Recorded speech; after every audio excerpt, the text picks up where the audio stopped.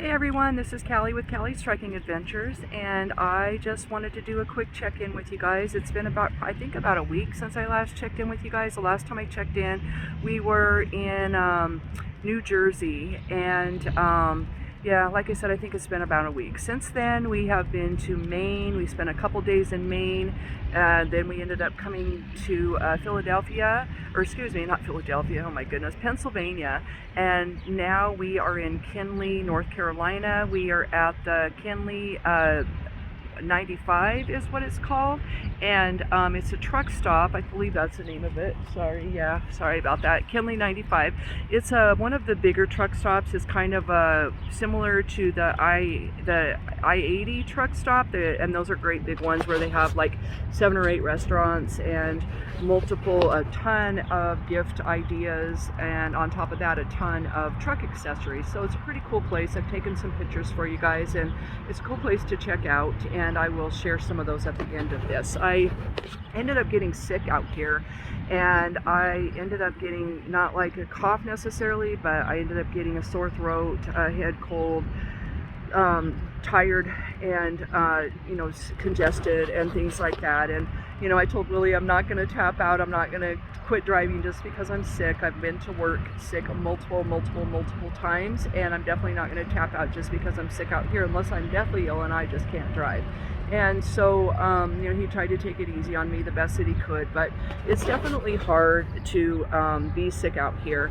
It's hard because you're not able to take care of yourself the way that you normally would.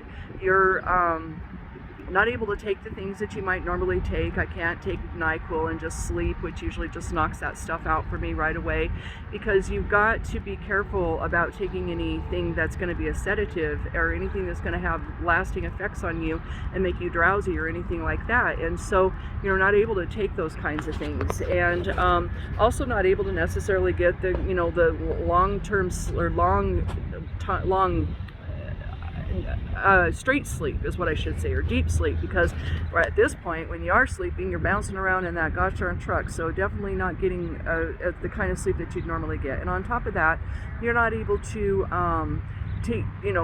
drink fluids and stuff and slam that stuff like you normally would to flush your system out, because you definitely can't get off the truck and just go to the bathroom whenever you want. So it's definitely an adjustment when you get sick out here. It's definitely not the same as being sick at home, but I ended up Willie had some few things to take care of, so he put me in a hotel for a couple of days. I swear I slept for over 15 hours straight last night, and I definitely am starting to feel better, and I'm so grateful for that.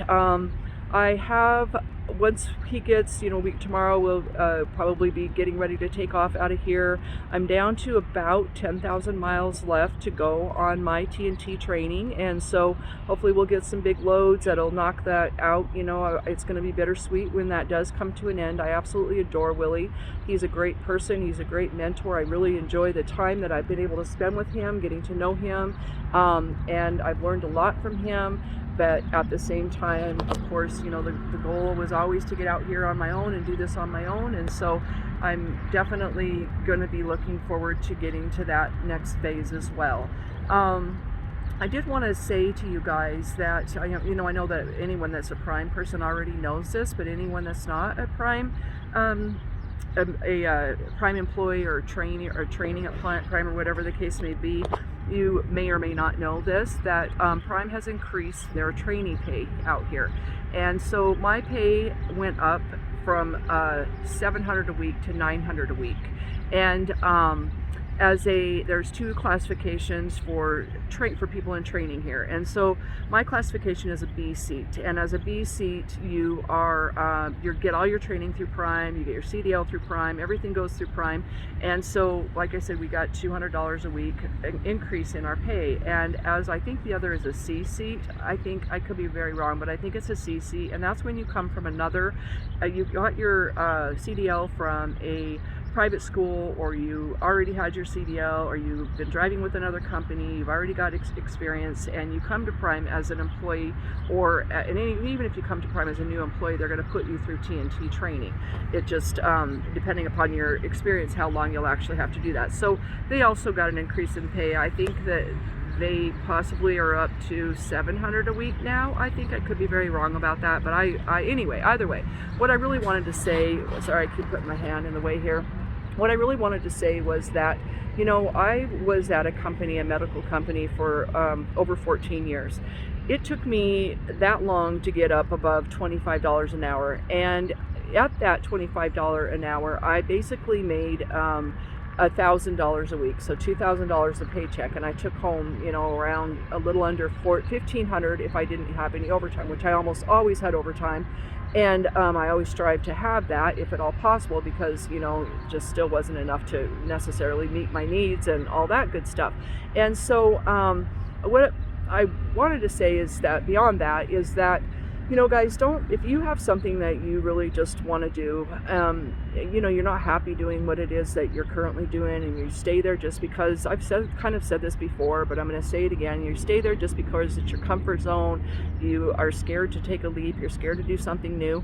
You know, if it's trucking that you're interested in, or if it's something else that you're interested in, if it's trucking, I would definitely come to Prime if I were you. There is so many incentives to come to Prime. I did a lot of research, and when I chose Prime, that I chose them for many reasons, and eventually I'll share that with you and all the benefits and advantages that I have come to realize that Prime offers. And but beyond that, if your thoughts are trucking, don't be afraid, guys. Just take that leap. Come on over. It's a great place to be, and they show more and more how much they really care about their employees, and their incentives to become an employee at Prime just never end.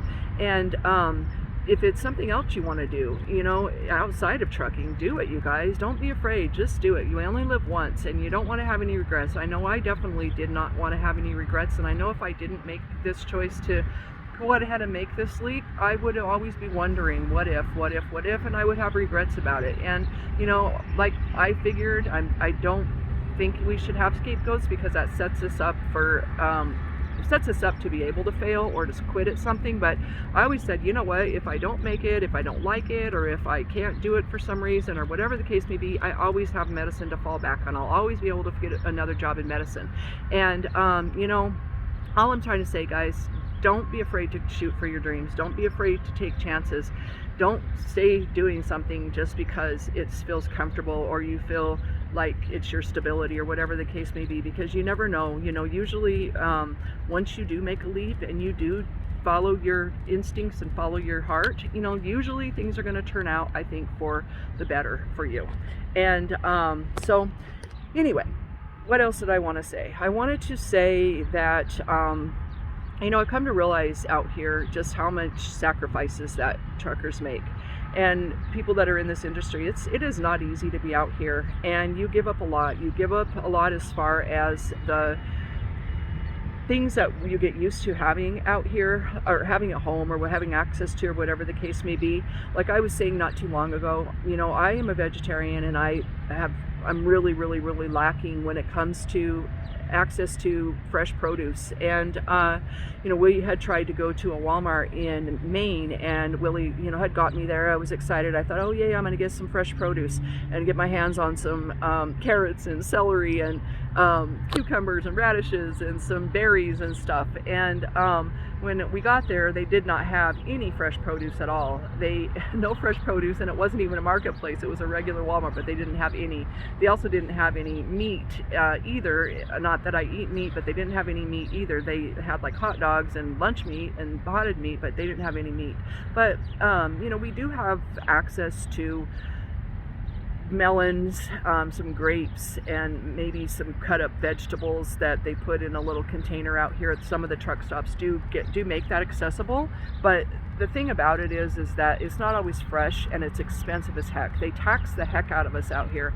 And so you know, I just know that you sacrifice so much. Not only do you sacrifice being away from your children, your families, your friends, and the conveniences of life, but you sacrifice just it's a whole entire different lifestyle out here.